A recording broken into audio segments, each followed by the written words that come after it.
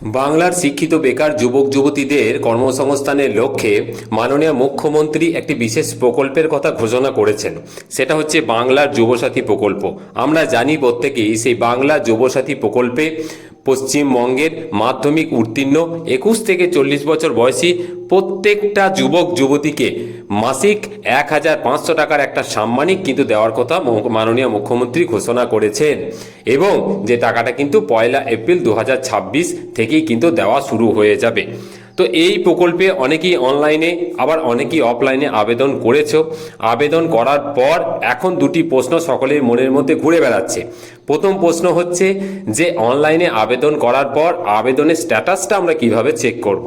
এরই পাশাপাশি অনেকে হয়তো আবেদন করে উঠতে পারোনি বা কোনো কারণে প্রতিবন্ধকতার কারণে হয়তো তখন ছিলে না বা জমা করতে পারোনি, তারা এখন একটা প্রশ্ন করছো যে এখন আর নতুন করে আবেদন করা যাবে কি না। দেখো, এই দুটি প্রশ্নের উত্তর আমি তোমাদের সামনে রাখবো। তোমাদের সামনে একদম আমি অফিসিয়াল ওয়েবসাইট কি বলছে সেটা কিন্তু দেখিয়ে দেবো, তাহলে তোমরা বুঝতে পারবে যে এই দুটির প্রশ্নের উত্তর কি হবে বা নতুন করে আবেদন করার কোনো অপশান আছে কি নেই। দেখুন, তার জন্য কি করতে হবে যে তোমাদের ফোনে গিয়ে গুগল ক্রোম বা যে কোনো ব্রাউজার থেকে গুগলটাকে ওপেন করবে। ওপেন করার পর যুবসাথী বলে কিন্তু টাইপ করবে, যেভাবে আমি করেছি। দেখো, যুবসাথী বলে টাইপ করবে। টাইপ করার পর দেখো অপশন চলে আসছে দুটো। নিচের দিকে যে নেক্সট যে সেকেন্ড অপশন যেটা আছে, যেখানে তোমার বাংলায় লেখা আছে বাংলা যুবসাথী, এই বাংলা যুবসাথীতে তোমরা ক্লিক করবে।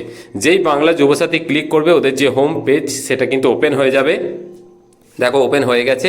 ওপেন হয়ে যাওয়ার পর এখানে দেখো যে অপশনটা দেখাচ্ছে অ্যাপ্লাই অনলাইন। আর নতুন করে আবেদন করা যাবে কিনা আমরা একটু দেখে নিই। দেখো, অফিসিয়াল ওয়েবসাইট কি বলছে আমি একদম সরাসরি তুলে ধরছি। কি বলছে না, অ্যাপ্লিকেশন সাবমিশন ক্লোজড, মানে আর নতুন করে কিন্তু আবেদন করা যাচ্ছে না। কি বলছে, কবে ক্লোজ হয়েছে? 26 ফেব্রুয়ারি 2026 রাত 12টায় কিন্তু এটা বন্ধ হয়ে গেছে। তার মানে 26 তারিখ পর্যন্ত শুধুমাত্র আবেদন করা যাচ্ছিল। আচ্ছা, আমরা জানি যে মাননীয় মুখ্যমন্ত্রী ঘোষণা করেছিলেন বা অফিসিয়াল সাইটেও ছিল যে 26 তারিখ পর্যন্ত কিন্তু অফলাইনেও আবেদন করা যাচ্ছিল। তো কাজে অনলাইন এবং অফলাইন 26 তারিখে কিন্তু আবেদন করার যে পোর্টাল সেটা ক্লোজ হয়ে গেছে, বা অফলাইনেও আবেদন জমা করার পদ্ধতি যেটা সেটা কিন্তু বন্ধ হয়ে গেছে। তো সত্যি খুব একটা আপাতত দুঃখের বা খারাপ খবরই বলা চলে যে যারা নতুন করে আবেদন করতে চাইছো তাদের আর আবেদন করার কোনো সুযোগ নেই। নিচে একটা ফোন নাম্বার দেওয়া আছে, একটা মেল আইডি দেওয়া আছে, যদি তোমাদের প্রয়োজন পড়ে তোমরা ফোন করে কিন্তু জিনিসটা কনফার্ম হয়ে নিতে পারো। এরপরে কি বলছে না, অ্যাপ্লিকেশন স্ট্যাটাস চেক। অনেকে আবেদন করেছো, স্ট্যাটাস চেক করতে পারছো না, তো তোমরা কি করে স্ট্যাটাস চেক করবে? দেখো, এখানে চেক স্ট্যাটাস অপশানে চলে যাবে। চেক স্ট্যাটাস অপশানে যাওয়ার পর কি দেখাচ্ছে না, updated status will be made available soon, please visit again, thank you. দেখো, এখনো পর্যন্ত দেখাচ্ছে যে এই মুহূর্তে যে স্ট্যাটাস সেটা কিন্তু এখনো আপডেট হয়নি। এটা যখন আপডেট হবে তখন অবশ্যই কিন্তু দেখা যাবে।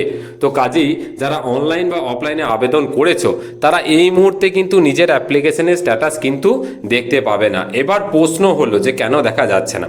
দেখো, যখন সরকার বা গভর্নমেন্ট থেকে কোনো একটা ফর্ম ফিল আপ হয়, তো সেই ফর্ম ফিল আপটা হওয়ার পর তার একটা প্রসেসিংয়ের ব্যাপার থাকে। যারা অনলাইন বা অফলাইনে আবেদন করেছো তাদের অ্যাপ্লিকেশনগুলো অফলাইনে, এগুলো অনলাইনে এন্ট্রির কাজ চলছে, অনলাইনে এগুলো ভেরিফিকেশনের কাজ চলছে। তো এইগুলো কাজ চলার পর আরেকটু সময়, আরেকটু ধৈর্য ধরতে হবে। তারপর দেখবে ঠিক 15 দিন বা 20 দিন বা 1 মাস পর এর কিন্তু যে স্ট্যাটাস সেটা কিন্তু ঠিক লক্ষ্মীর ভাণ্ডারের মতো এর কিন্তু স্ট্যাটাসটা তোমরা সকলেই চেক করতে পারবে। আর যারা আবেদন করতে পারোনি তাদের আমি বলবো একটু ওয়েট করো। হয়তো এখনো পর্যন্ত নতুন করে কোনো রকম অফিসিয়াল আপডেট কিছু নেই, কিন্তু খুব তাড়াতাড়ি হয়তো আবার নতুন করে আবেদন গ্রহণ করার পদ্ধতি কিন্তু শুরু হবে। আর যদি কোনো রকম প্রশ্ন থাকে তাহলে অবশ্যই এই যে নাম্বার, এই নাম্বারে কিন্তু একবার ফোন করতে পারো।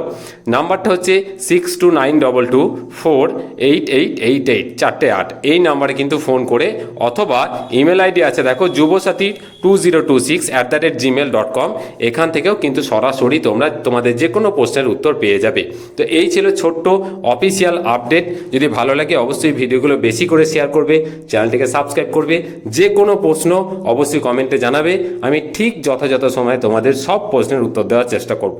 খুব ভালো থাকবে, ধন্যবাদ।